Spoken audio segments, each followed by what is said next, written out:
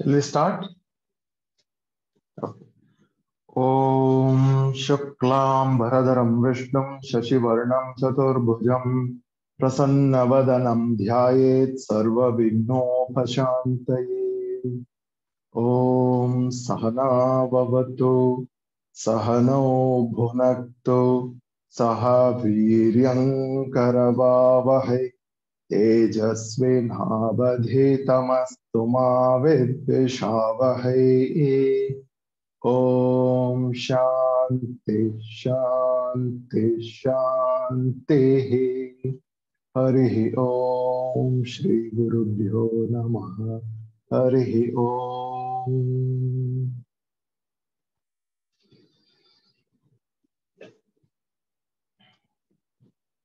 Namaste everyone.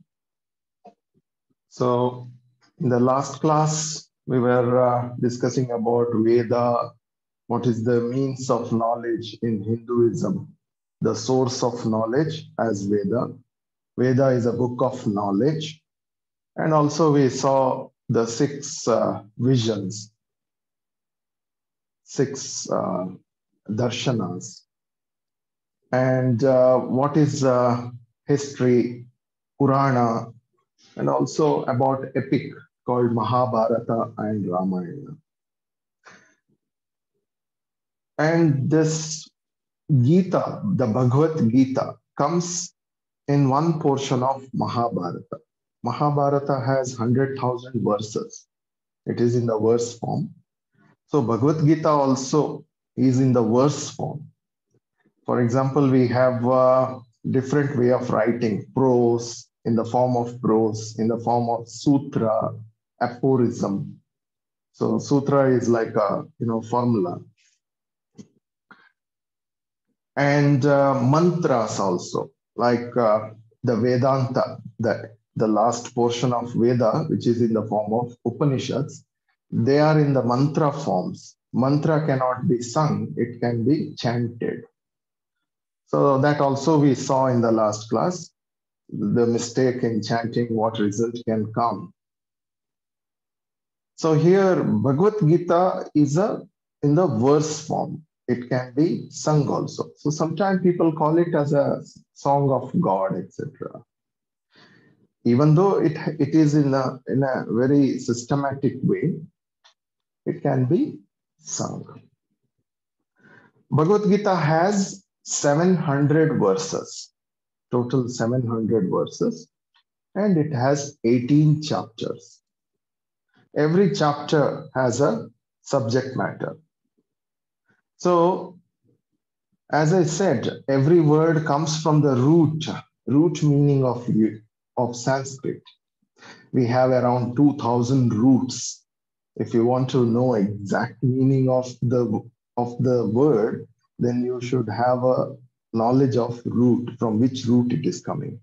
So, in every end of the chapter, like for example, it has 18 chapters, every end of the chapter, it mentions the subject matter. Like Arjuna, like after completion of first chapter, it says, Arjuna Vishada Yoga. So this is the subject matter of Arjuna's despondency or Arjuna's sadness. That is the subject matter. So here yoga is not union or anything else. Okay. I'm giving you traditional meaning because sometimes we may take it as a sadness as yoga. Sadness is also yoga. Then there is a second chapter, Sankhya Yoga. Then the knowledge of yoga. You become union, you become united through knowledge. You become united through sadness. Then Karma Yoga. You become united. So that is not the meaning here. So yoga has three meanings from the root. If you look at the root, it has three meanings. Yujir yoge means one meaning is to get united. And yoga samadho means you become one with of chosen object. You become one, firmly established. That is one meaning. And samyamane. Samyamane means, this is in Sanskrit. Samyamane means discipline. Samyamane. You manage. It comes in the sense of discipline. So if you look at the Yoga Sutra, there is a book called Yoga Sutra that is by Maharshi Patanjali, one of the six visions, as we saw, Darshana. So that is in the sutra form. There, yoga means samadhi. That is to be understood. So in the sutra, you don't get the meaning. We need to look at the commentary of great saints like Vyasa. Vyasa has written commentary. So same way, Bhagavad Gita, also we have so many commentaries. The most popular commentary, which is very true to the subject matter, is Shankaracharya's commentary. It is in the form of Advaita Vedanta. So this situation happened in the battlefield. This whole Bhagavad Gita took place in the battlefield. See, we have to remember this comes under Smriti. Smriti means narrative. Okay. So the author has chosen to show us that this teaching took place in the battlefield. Maybe to make us understand that our mind is like a battlefield. You know, what is right, wrong, what is good, what is not good. So all that happens in the battlefield. So here also we can understand that when there is a battle, what is right, what is wrong, etc., then we need a guidance or knowledge. We need a proper knowledge to get the clarity of whatever we are doing, whether it is spiritual life or even a normal worldly life. We need clarity. So this happens in the battlefield, and it has a very, very long story. As I said, it comes in Mahabharata, where two families had some problem, rift, and then finally they end up in the war. Okay. So here Arjuna is a soldier, and Lord Krishna is his driver, chariot driver. Okay. And there is a story for everything. As I said, it comes in the Mahabharata. We cannot go through all this now in 1 hour. So here, Lord Krishna chooses to become, actually, Arjuna wanted him to become his driver. So it is said, when you look at the whole picture, it is said that chariot is a cart, okay, the horse cart. It has Arjuna's chariot has 5 horses. Okay, so the picture will be like the whole cart, the whole chariot is like a body, and 5 horses, powerful horses, are like senses: nose, eyes, ears, etc. So they are like 5 senses, and the reins, which is connected to the nose of the horse, the belt, the reins, which can be controlled, through which person can control the horse. That is mind. It's like a mind. And the Lord Krishna is intellect, like an intellect. And the Arjuna, who is the owner sitting behind, he is the self. So that is the way we can look at this whole picture. So everything is very important. The owner is sitting inside or in the cart. And if the horses are not under the control, if they are running in different directions, you cannot reach the goal. So at the same time, you cannot hold it so tight your cart will, your horse, chariot will just topple. So you cannot tightly hold it. And these all things can happen only when there is a clarity. That is driver.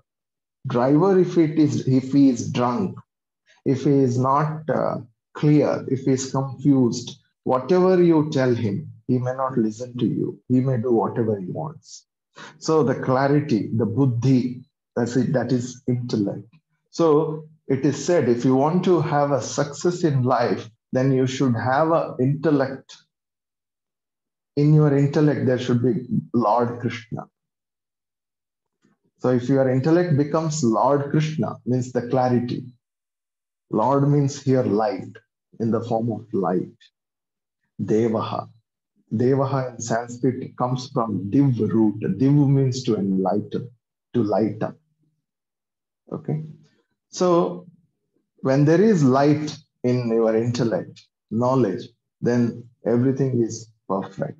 So this is the, a kind of understanding when you look at the whole picture. So here Arjuna having, doubts about everything. First of all, in the first chapter itself, he is very sad because the situation was that he had to kill his own family people, his grandfather, his cousins, etc., due to some story. So in that sadness, he is asking Krishna that, please teach me now what is right, what is wrong. I feel like not fighting. Actually, it is a duty of a soldier to protect the kingdom. If he doesn't do that, then the opposition, the people, the enemies may destroy the whole kingdom, destroy all good people. So it is a prime duty, his duty. Like, if there is a judge in the court and the victim or sorry, the criminal, whoever has done something wrong, if that person is his own son, even then, being in that position, is supposed to give a right decision, right verdict.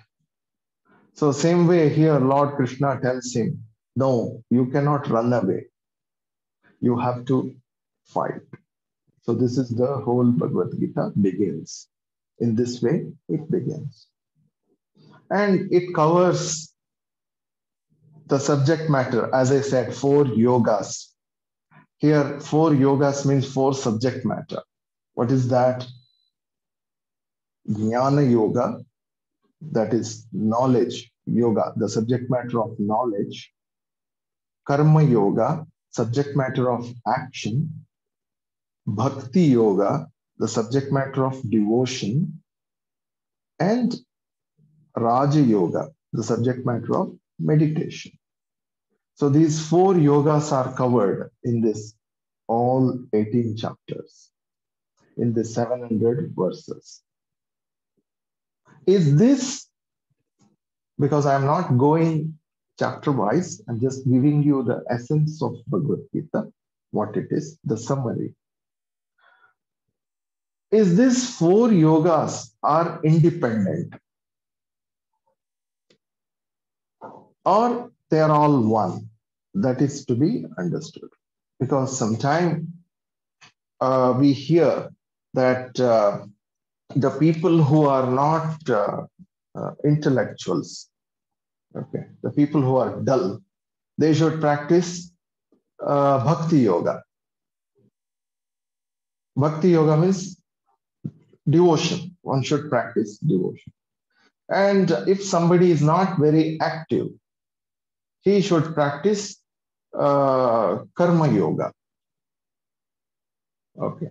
And people who are emotional, who are very emotional people, they have to be carried in the bucket. That means for anything you talk, they'll start crying. In that case, they should practice devotion. This is what contention, this is what people, You may read in so many books. And people who are physically weak or something like that, they are supposed to practice.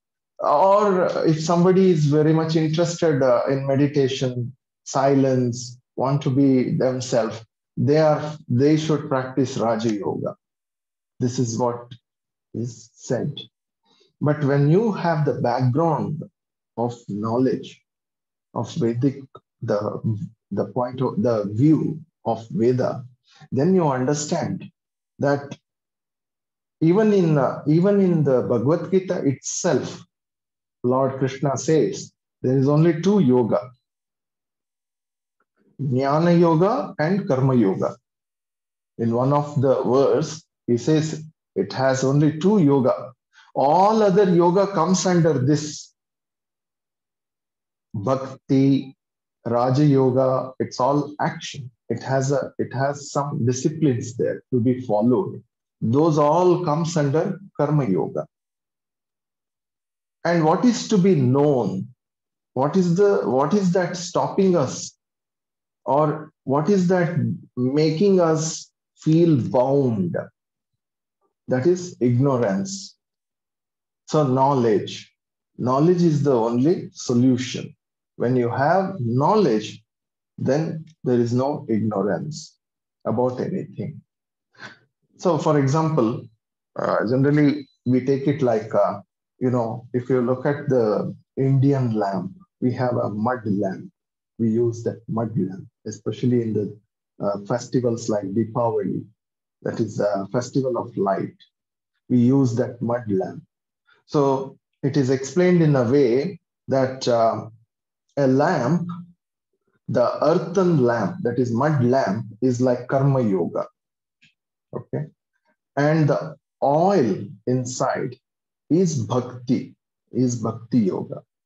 And the wick is Raja Yoga. And finally, when all these three is there, the lights up. That is knowledge, Jnana Yoga. So all this yoga subserves as a preparation, yogyata, preparation, disciplines, different disciplines. So this is the way we should understand before entering into Bhagavad Gita, what it is. Okay. So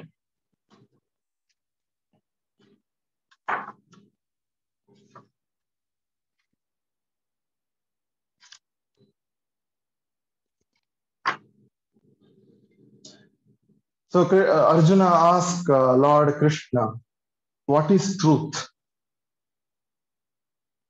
What is truth? He says, the self alone is the truth. Atma eva satya.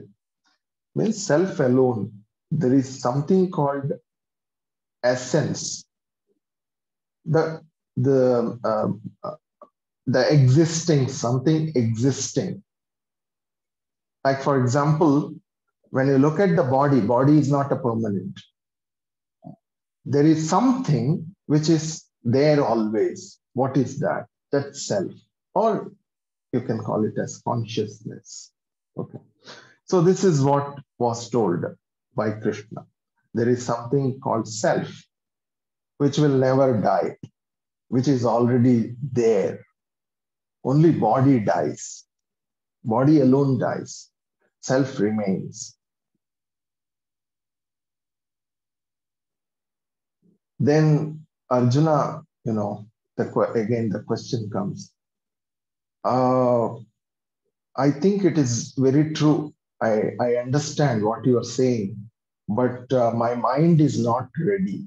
My mind is not ready. My mind is flickering.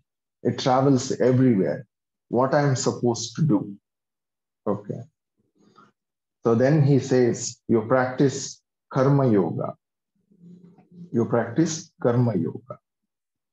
Karma yoga means whatever work you do, you dedicate to myself. That is, dedicate to God. So what will happen through this? You will build up purity in the mind. Your purity means your concentration, focus, all that. good mind. The good mind. So this is what is said. So now comes, what is karma yoga? What is meant by karma yoga? How one can practice karma yoga? So there is one nice verse for that.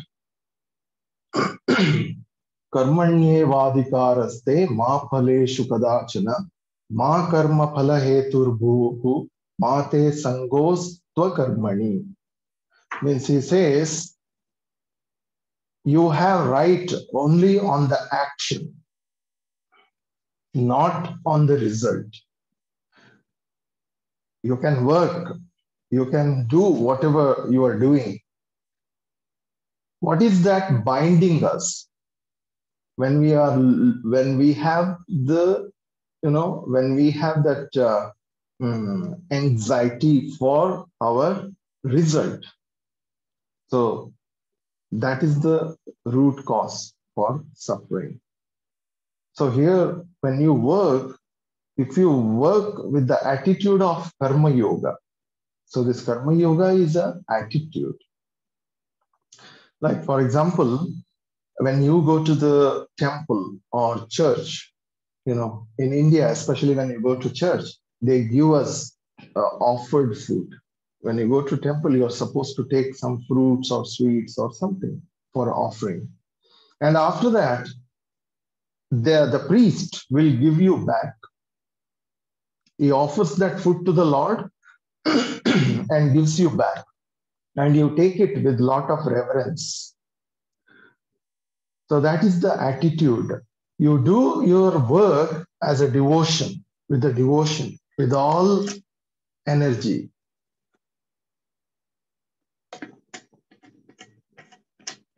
But when it comes to result, you take it, your attitude changes there. Did you understand? When you go to a restaurant, you just buy your food and you eat. There's no question of reverence, etc. Because there is a feeling that I have paid for it, so I am getting it. I should get this much. So that is the attitude there. But when you come to the temple, the whole attitude changes. It becomes offering. You're offering. See, for example, you may be giving apple, or you may be giving some very good sweet, thinking that you will get the same. Because whatever you offer, you get it back. So people always take things whatever they like. There was an ashram. One of my student was sitting there. He's an old man sitting there, and the student comes to the teacher, the guru, and asks him, "Sir, what shall I offer today? Shall I offer the same sweet what you like?" That is called halwa. In India, we make something called halwa. Halwa is like a kind of pudding, I think. Pudding, yeah. So he said, no, don't do halwa today. Today you make khichdi. Khichdi means just a simple mixture of lentil and something, rice. So it is done only when you have stomach upset, etc. So he said, since few days my tummy is not okay, so you offer today khichdi only. So my student was laughing.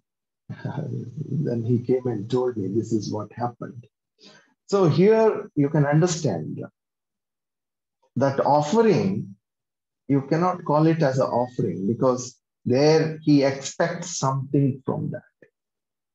Whatever he likes, he give it to God, offering to God, as expecting that he will get it back. So that never happens in the temple. What happens? You take sweets, you take apple or oranges, whatever you like, and finally you may get guava or some other fruit. You may get leaf also. What happens? So many people come to the temple and offer fruit, sweets, etc. So the priest can give anything from that, and you never question. your attitude will be reverential. So this is a simplified way of explaining what is karma yoga.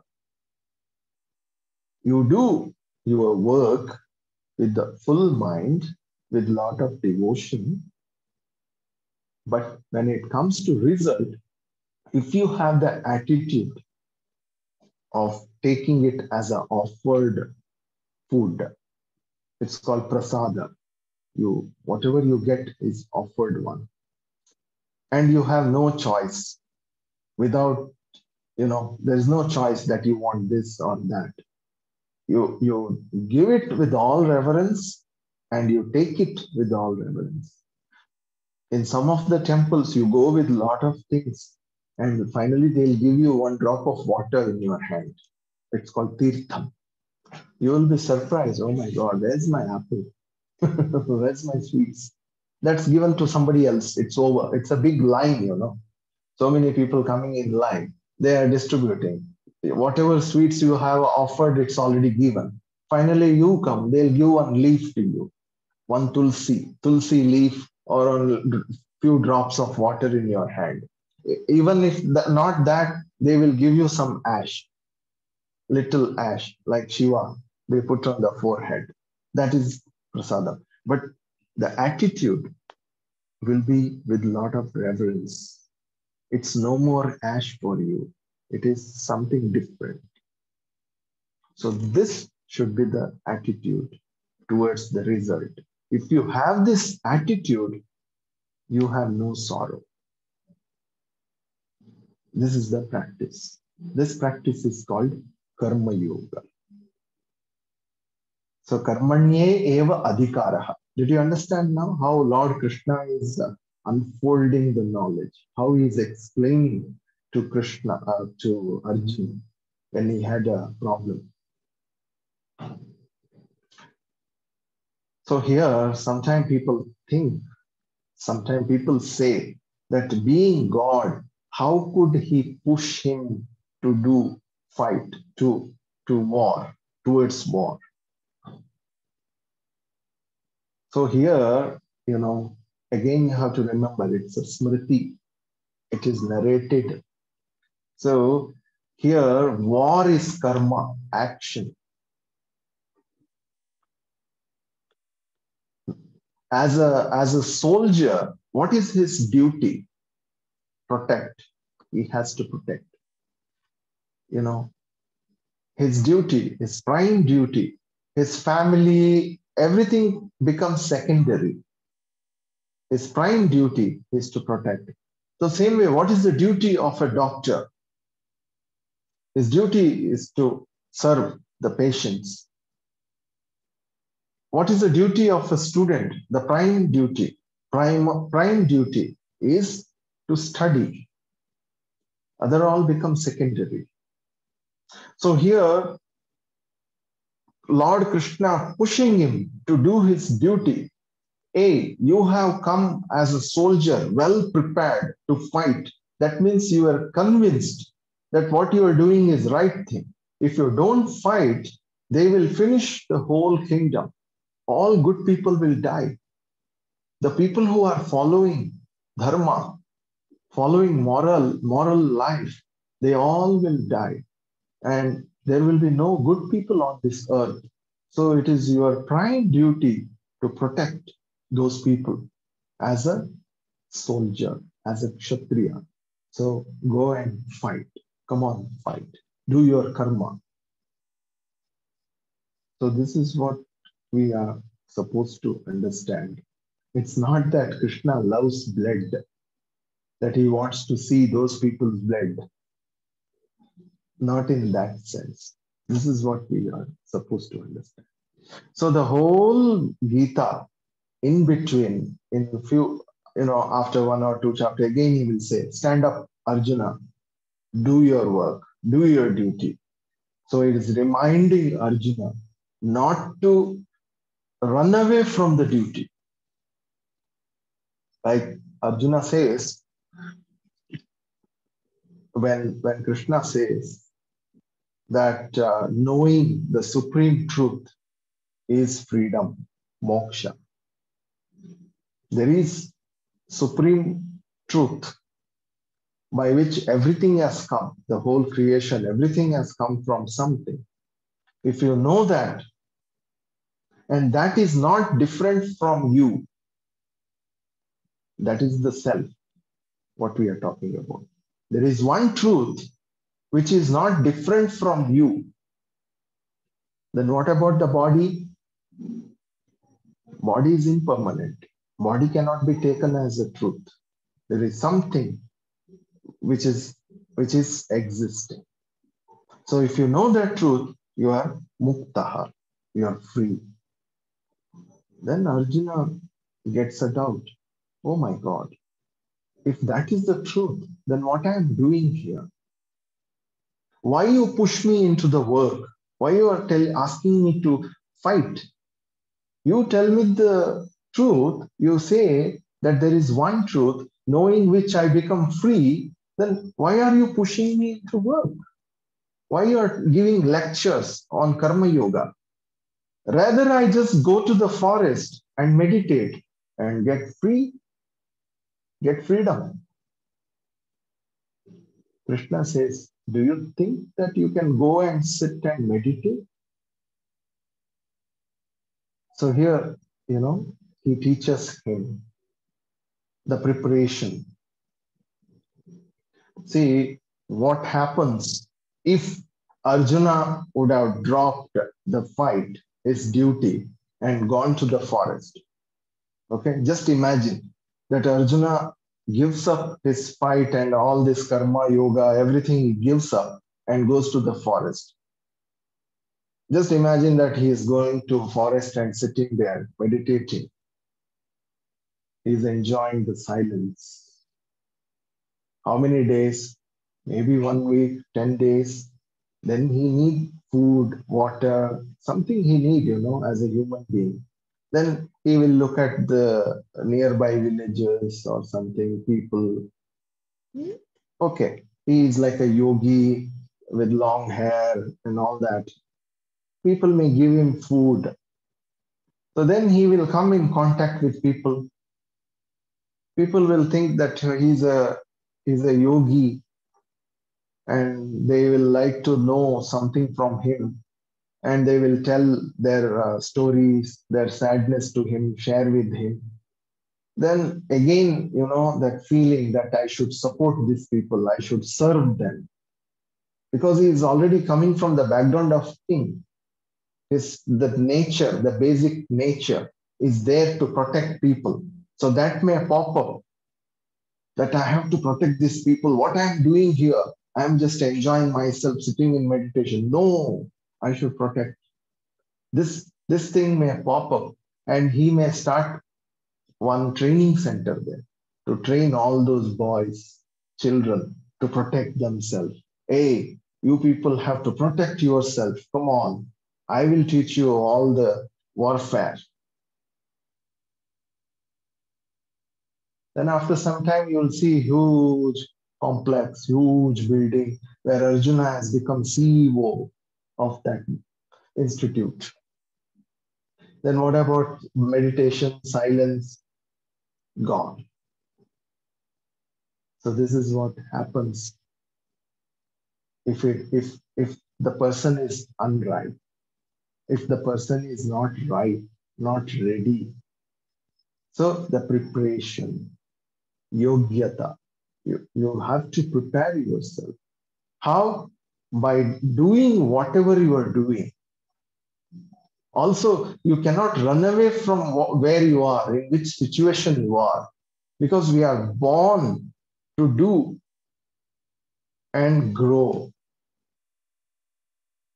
Because we have not chosen that where we are supposed to be born, that these people should be my parents. We have got this birth due to our own karma. This is the understanding from Veda. Whatever karma we have done in the past, accordingly we get the birth. Accordingly we get parents. Accordingly we get all the situations. And if you think that if I run away from this situation, I'll be much better, you will see Wherever you run, the situation follows you because it is in you only. It's in the form of chip. Wherever you take the laptop, wherever you take the cell phone, it's there. Memory is there inside. It will take only few drops of water to pop up. The same situation will come up. So sometimes people say that wherever I go, I find same kind of people. The people who are angry, people who are jealous. I was in Switzerland. I found there also people jealousy. Then I went to America. I found there also people are jealous. Then I came to India, Rishikesh, thinking that everything will be fine. I will meditate, put some Rudraksha mala, and be in one ashram. Then I found some of the monks also jealous.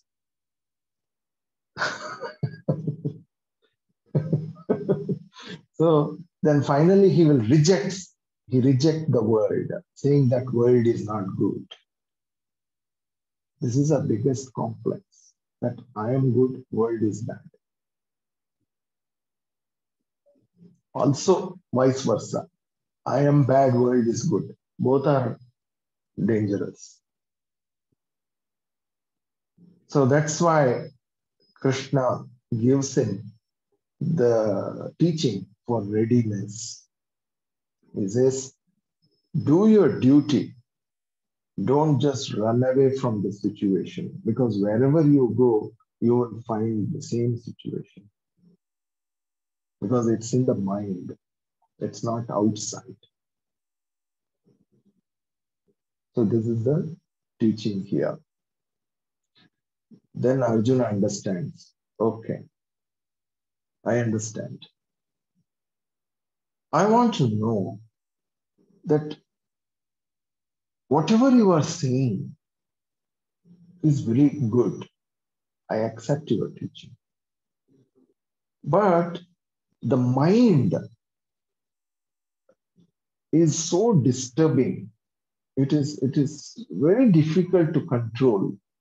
It is not easy that I can control my mind.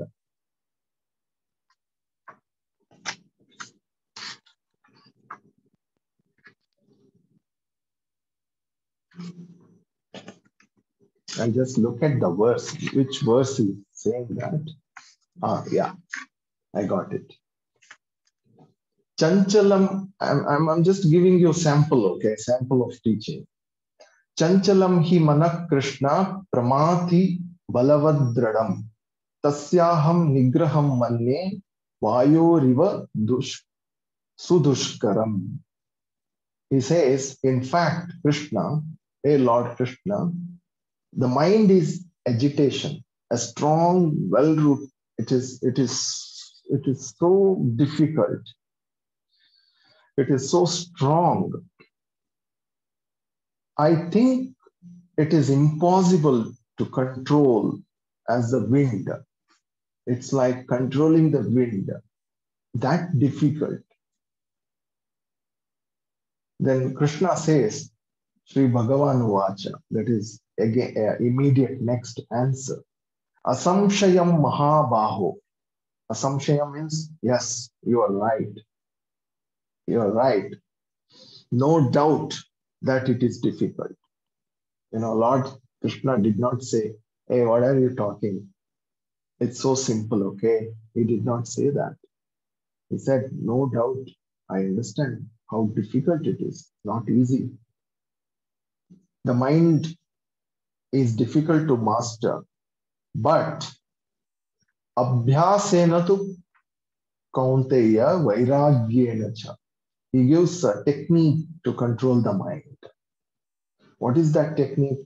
Abhyasena, by practice, by repeated practice. And vairagyena. Vairagyena means through dispassion, it can be controlled. See, he did not give any particular concentration method or something like that. That you look at the candle for 1 hour, or you go and sit, close the doors of the room, make your room dark and forget everything. He did not say that. He said, repeated practice. You have to practice, you know. So even when it comes to meditation, Arjuna asked, what is meditation? He says,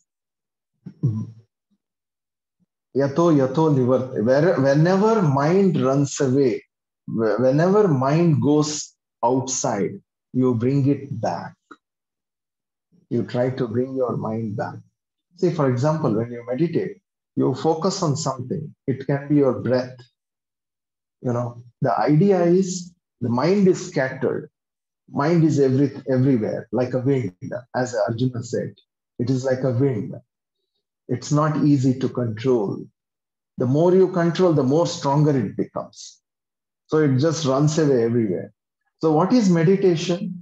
Is to bring back that mind on your chosen object.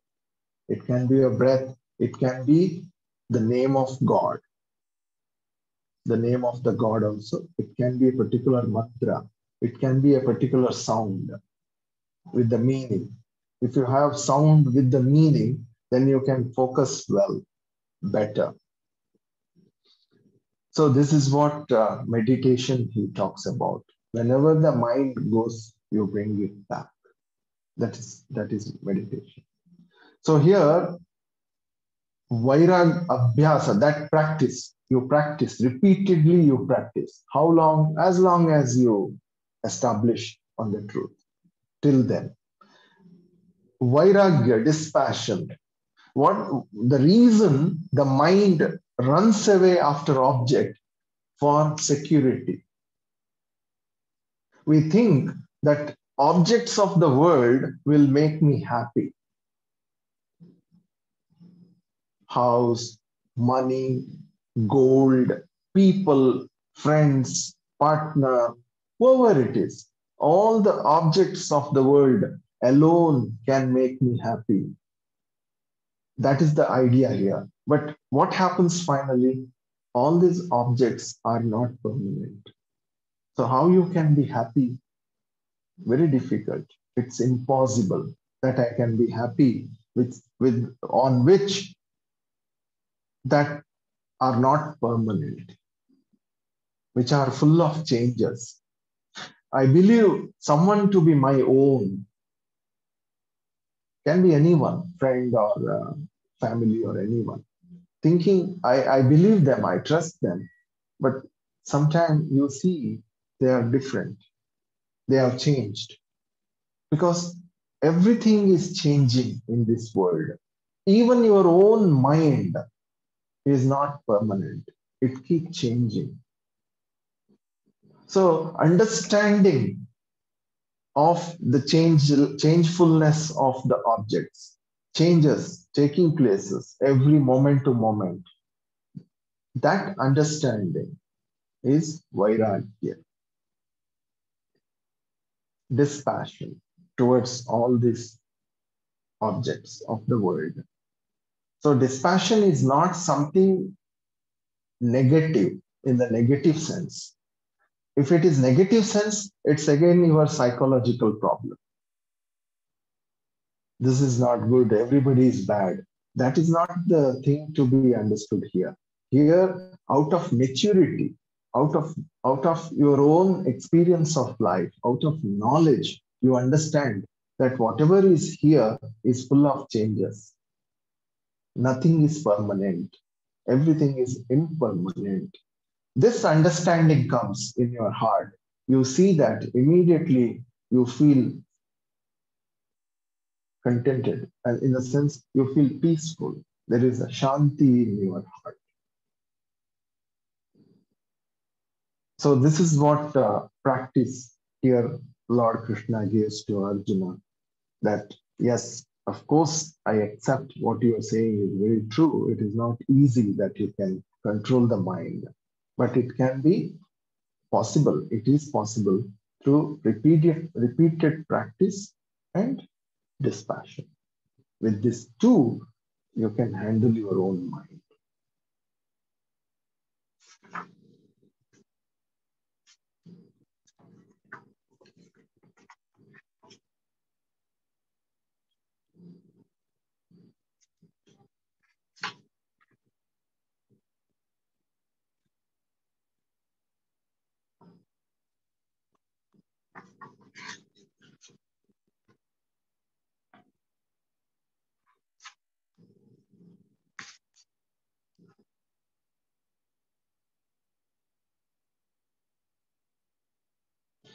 And there is one question by Arjuna, that what is the nature of enlightened person, the nature of self-realized, one who has understood one's own true nature. What is his nature? How he looks at the world. So he says, Prajahati yada kaman sarvan parthamanogatan atmanyevatmana tushtaha stita prajnastadochyate. So here Arjuna is asking, what is the nature of people who are enlightened? So there is a lot of verses connected to it. I'm just doing one from that. So he says, Lord Krishna says, when a person gives up all desires as they appear in the mind, happy in oneself, with oneself alone, Partha, or Arjuna, that person said to be one of ascertained knowledge. So here he is explaining the nature of the enlightened one, how his life will be. Like for example, we think that enlightened person will be looking at the world differently, not like us, because we read in the book that enlightened people look at the world as God, or they don't see two, they see only one. Some imaginations we have about enlightened people. And also, same way, Arjuna also had the same doubt that what they may be eating, how they will be walking on the street, because they are all enlightened. How can they walk? How can they eat like us? So how their life will be after enlightenment? So here he says, Lord Krishna says, don't worry, they will continue to be as they are. So with this, we understand that it is not external transformation. It is all about internal transformation. What is the difference between enlightened and not enlightened? What is the meaning of enlightenment? Lightened, one who has got the knowledge of the self. The ignorant person doesn't have that knowledge. He looks at world as real. For him, the worldly objects alone gives joy and happiness. That is the nature of ignorant person. He thinks that people gives him security. Money gives him security. You may be thinking, maybe I'm monk, so I'm able to talk like that. People tell me that. Swamiji, you are in Rishikesh in the ashram. Okay, for me, the food and accommodation is given in the ashram. Of course, they too, there's whatever we have to do, we have to do. You have to give something in the form of service, all that is there. But still, it is not that bad like normal world that you have to earn and then only you get glass of water. Not in that condition now in Rishikesh. So the monks are given by society. They take care. So people think that you are a monk. You can say that worldly objects are not, permanent. But for us, this is what is real. We have to live with it. Yes, you have to live with it, no doubt. But that should not be the priority. You should understand the fallacy, the limitations of that. So again, it's your inner attitude, inner knowledge. It's not, you give up physically. You understand the limitations of everything. The money, what is money? Like we have one person here, known person to me, he's very rich person, very rich, multi-millionaire. But when it comes to his food, you know what he eats? He eats twice a day the lentils liquid. You know, lentil, that's in Hindi, dal. They say dal. There's something called green lentil, moong dal, green lentil. So the green lentil is boiled, and whatever the thin layer on the top, the water, that alone he has to drink in the cup. That is his food twice a day, and he's damn rich. Now you can see the limitation of the money. Money gives so many things, no doubt, but it has its own limitation. So that is to be understood here. The person who understands this fact is called wise. All others are otherwise. One who looks at the world as a dependent on that truth alone, and the ultimate truth is one, which is not different from me. This is the understanding of a wise person. The ignorant person thinks that I am different from the world, and world is a object which helps me to gain all the security in life. So I have to depend more and more on the world only. World means what? People, objects, things, etc.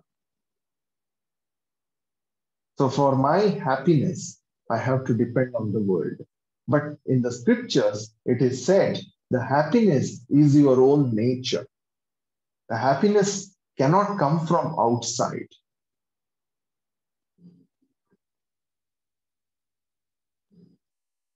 This you can also analyze for yourself. How that I am the happiness. Like, for example, the nature of the fire is heat. The nature of the water is cold. The nature of myself is nothing but limitless joy, happiness.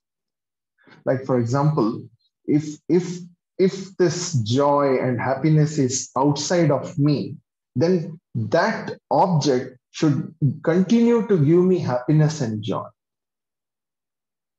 Like you are very much hungry and you get a chocolate or ice cream which you like most, and you feel so joyful when you eat the first chocolate or ice cream. Oh my god, I'm so happy, right? So now the ice cream has given you so much joy, and then somebody offers you one more cup. You say, no, no, it's okay, I had it.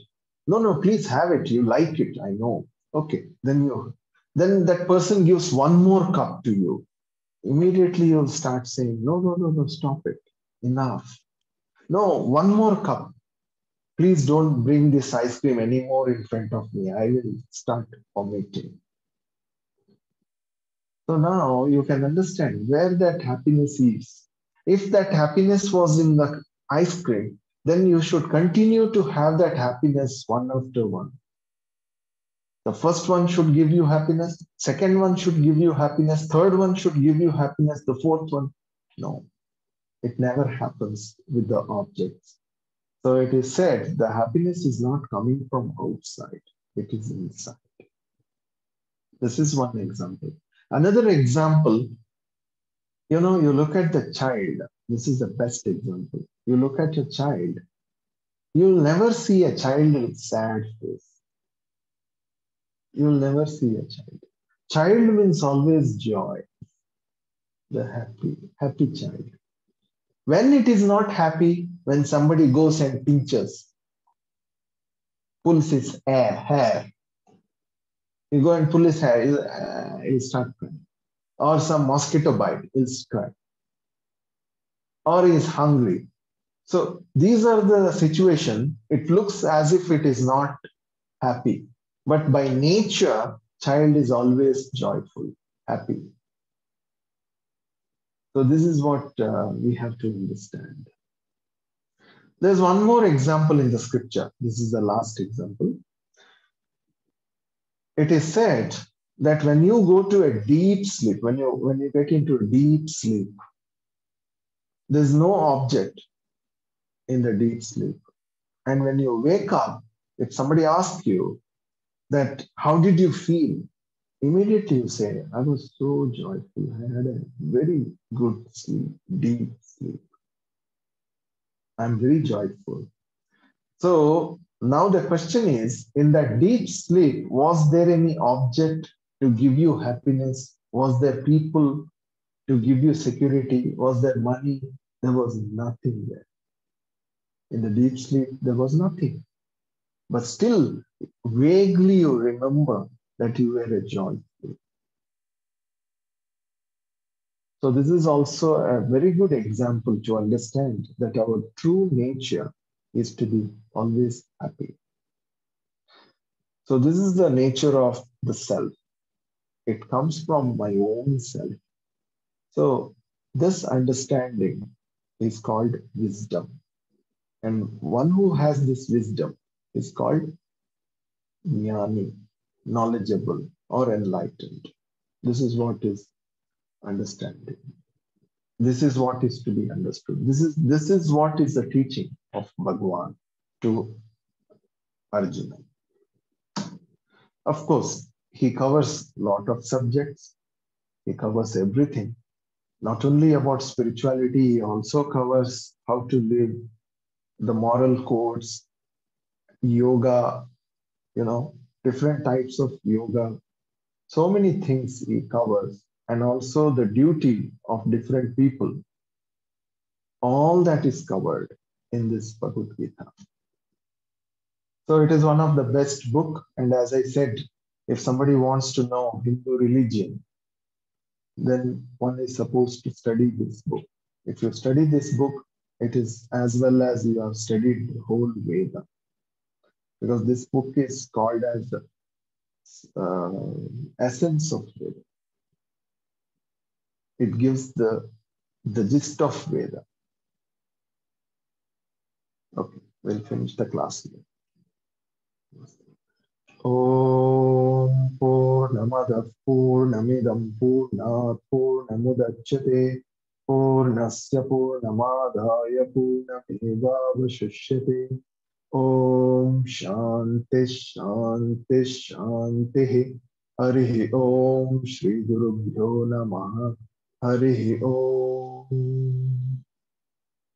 Thank you.